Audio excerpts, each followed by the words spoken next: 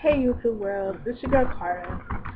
Well, somebody hit me up and they wanted me to tell them what I think about bisexual people, boys or girls.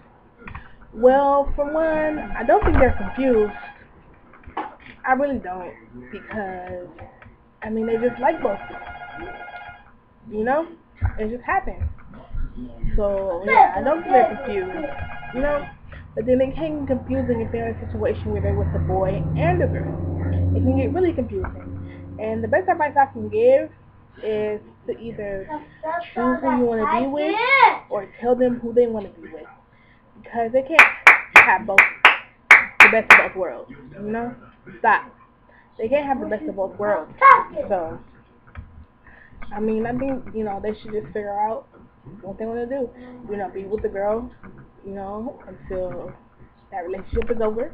And then, if they want to be with a guy or be with another girl, whatever happens, happens. So, I just personally think that you can't have your cake and eat it too. You can't have both at the same time. You have to choose one or the other.